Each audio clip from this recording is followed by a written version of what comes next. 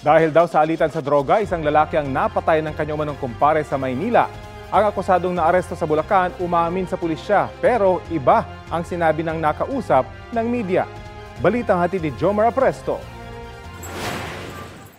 Aakalain mong nagkekwentuhan lang ang tatlong lalaking ito na nakuha na ng video sa bahagi ng Bagong Baryo sa Pandi, Bulacan.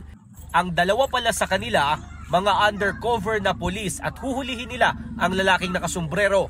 Isinilbi nila ang warrant of arrest sa lalaki na nangunguna raw sa most wanted person list ng Manila Police District para sa kasong murder. Ayon sa pulisya, kumpare pa mismo ng akusado ang pinatay umano niya noong Setyembre ng nakaraang taon sa bahagi ng Parola Compound. Base doon sa account ng anak ng biktima, meron na itong matagal na alitan at yun ang nagtulak dito sa ating accused para barilin niya itong ating biktima. Ayon sa kaanak ng biktima, droga ang nakikita nilang dahilan ng krimen.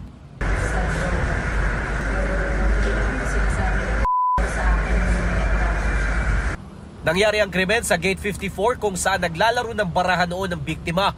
Nakakuha raw ng tiyempo ang akusado at malapit ang binaril sa ulo ang kanyang kumpare habang nakatalikod.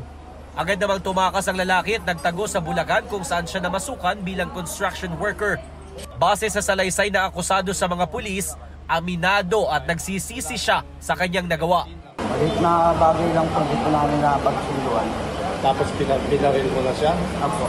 Pero nang makapanayam ng media, itinanggi na niya na ginawa niya ang krimen. Hindi po totoo yun. Pero bakit may baril ka? Wala pong baril. Iginiit din niya na nasa Bulacan na siya noong araw na nangyari ang pamamaril. Ayon sa pulisya, matibay ang ebidensya nila laban sa akusado. Napag-alaman naman na dati nang nakulong ang akusado dahil sa kasong may kinalaman sa iligal na droga. Sa ngayon ay nasa kustodiya siya ng Moriones Police Station habang hinihintay ang commitment order ng korte. Jomar Apresto nagbabalita para sa GMA Integrated News.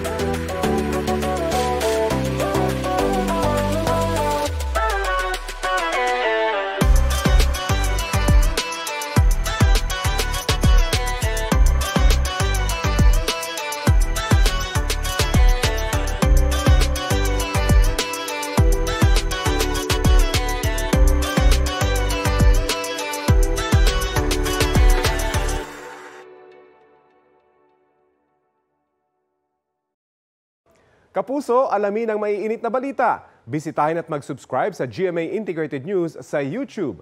Sa mga kapuso abroad, samahan niyo kami sa GMA Pinoy TV at sa www.gmanews.tv.